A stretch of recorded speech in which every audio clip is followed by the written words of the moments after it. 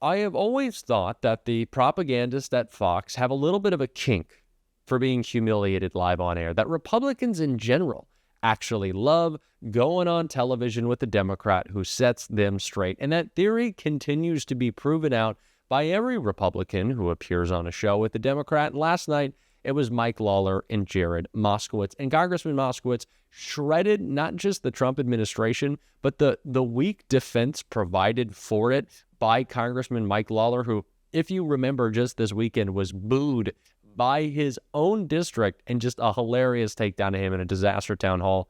But this somehow is even worse. We're going to get into it all, but before we do, if I could quickly ask you to leave a like on this video, and if you haven't already and you enjoy our channel, to hit that subscribe button. It goes a long way. It really does mean a lot to me. Now let's just check out this clip of Jared Moskowitz shredding Mike Lawler.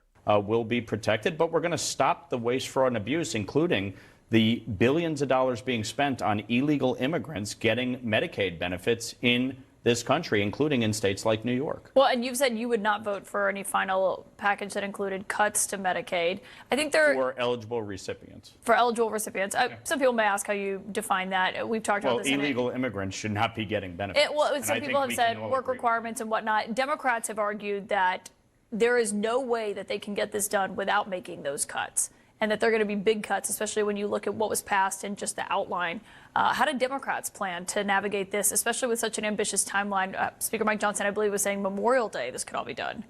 Well, look, I let the Republicans cook on themselves, right? They got to figure this out on how they get there, right? They originally started with we were cutting Medicaid, right? They've pivoted to we're not going to cut Medicaid because people took to the streets and they heard from their constituents in town halls, right? And the president pivoted on this. This was about where are they going to find the money. And they were looking at Medicaid, they were looking at SNAP, they were looking at the poorest among us to figure out how they were going to pay for the tax cuts for the rich. But look, we're in the first 100 days of the Trump administration. And he told everybody that the economy was terrible under Joe Biden. It wasn't, but that's what he told people. And if that is true in his world, the economy in every metric is worse in the first 100 days than it was before he got elected. The stock market is worse. Egg prices were highest on Easter of any Easter we've ever had.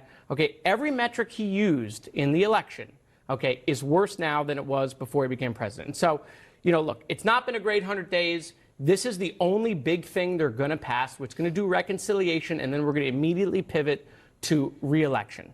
Okay, so let's see where they land.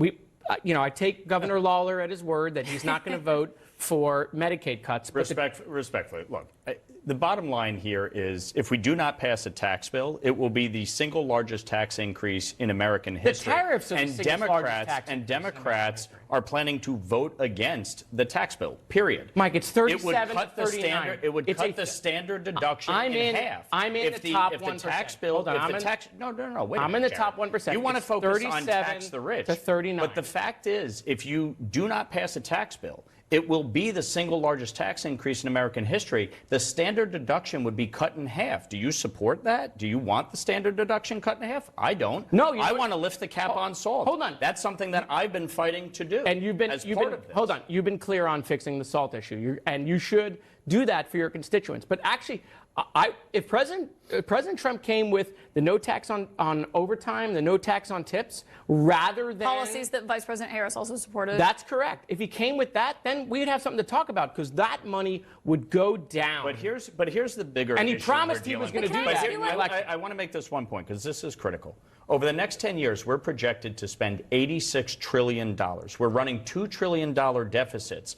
That exploded under Joe Biden's first 2 years, where he increased spending by $5 trillion. That's what gave us the record inflation. So when you say that everything was ho-hum under Joe Biden and it was going well, I didn't say it was not. Hold on. And by the way, egg prices went up because they killed all the chickens to deal with avian flu. So to act as though that's somehow Donald Trump's hold on, to be clear, hold on. Let's have 2 moments. That is something that they have to respond to, right? Hold on, let's have 2 moments. Of course, and they killed all the chickens, which is why egg prices went up. Okay, it's always the chickens. But let's have 2 moments of clarity. There were policies that Biden put in place that were inflationary. There were. There's no question about that. I think the data shows that. But you also have to admit... And it spiked prices as a result. Okay, Mike, but the prices now are higher than they were when Trump took office. They are in every metric. No, they're not. Come on. They're not. CPI is down, and real wages are up higher than CPI for the first time. Goldman Sachs, the month of March, real wages went up. Goldman Sachs, before also the tariffs went into effect. He announced them on April 2nd, then paused them. There's been a question of what that data looks like. Here's the thing on tariffs. It's going great. Okay? Penguins are happy. No, look. The issue on tariffs is we have had a trade deficit for a very long time, and countries like Japan, like India, countries in the EU who are our allies, have been putting in place tariffs, price controls, and barriers to entry to U.S. goods and products. And the fact is, we need to eliminate that trade deficit. We need to bring back jobs in manufacturing and investment. And President Trump has already announced over $5 trillion in new investment. And there's a question of what that looks like as we get there. We are out of time. Prices are higher. If Elise Stefanik runs for governor in New York, would that preclude you from running or no? No, it'll have no impact on my decision. And have you talked to Speaker Mike Johnson about running for governor? I have had conversations with the Speaker in the past, but the bottom line for me is I will make a decision by June, and it will not be impacted by any of my colleagues. It will also not affect my run for governor of New York. Congressman Mike Lawler. Just chef's kiss. Beautifully done, Congressman. Just incredible stuff. It's just incredible stuff. How can you not love it? This is so funny. The Republicans who want to go on TV, who want to be embarrassed. Again, I just think they kind of like it at this point. They like getting up there. You know, they like the attention. They like being made fun of. These people are just such a joke. And it goes to show that it's all an act for them. You know, you probably heard the story, Eric Swalwell talking about during Donald Trump's first impeachment, he was in the bathroom, you know, washing his hands, and Ted Cruz comes in, and Ted Cruz tells him, you know, you're doing a great job out there. Keep fighting. You're looking great. And then later that night, he's on Fox ripping Swalwell. And he's like, what is wrong with this guy? They don't believe their shtick. It is all a joke to them, but it is not to us. And someone who has made that very clear as Senator Van Hollen, who was talking about the disaster that has been Donald Trump's first 100 days right here. Well, I think the American people are on to Donald Trump. They've witnessed and experienced 100 days of chaos and destruction. They've watched him tear our economy down, tear our Constitution up, and tear our government apart. And they don't like what they're seeing, and they're saying that loud and clear. One of the places that I think it's been interesting to look at public opinion, again, these are all imperfect measures, you know, sometimes question wording matters, is on the case of Kilmar Abrego Garcia, the man from Maryland who has been wrongly sent to a prison in El Salvador, the man that you met with in El Salvador. This is a recent Economist YouGov poll. Should Kilmar Abrego Garcia be returned to the U.S.? 50% say yes, 28% say no, 22% say not sure. Were you heartened by that? I was, Chris, because Donald Trump and his White House have tried to change the subject entirely on this. What they don't want to talk about is the fact that the courts have found that they are violating Abrego Garcia's rights. And as I've said, this is not about the man Abrego Garcia. It's about his rights, and if you trample on his rights, you threaten the rights of everybody who lives in America. And the public clearly gets that.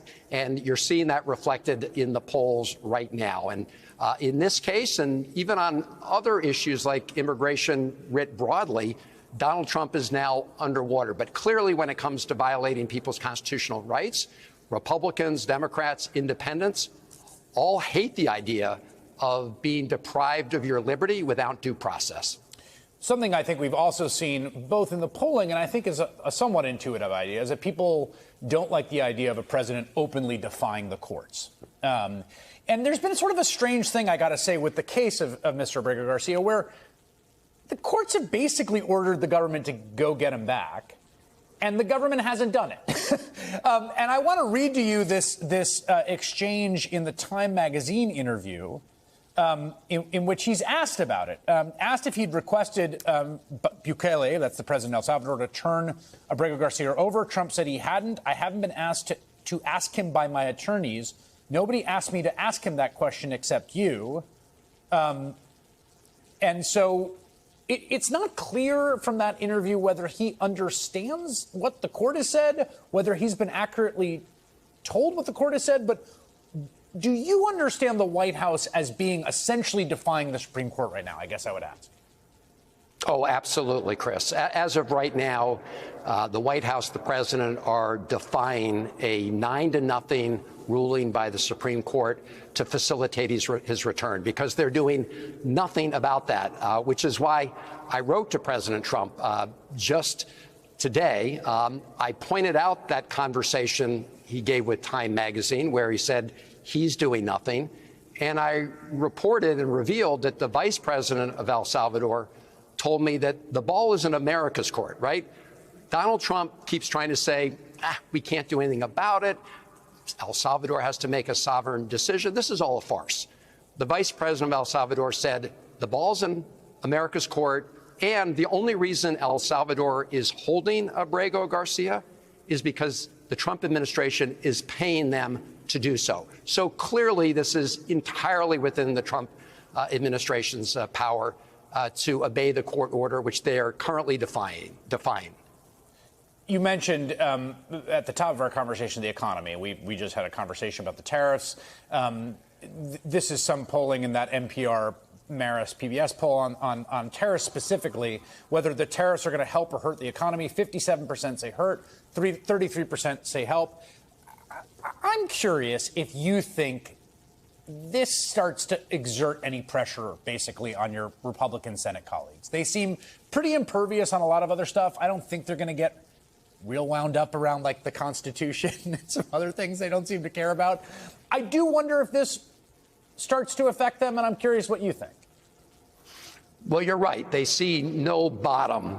There's no bottom to Republicans in the Senate when it comes to defending the Constitution or Article 1.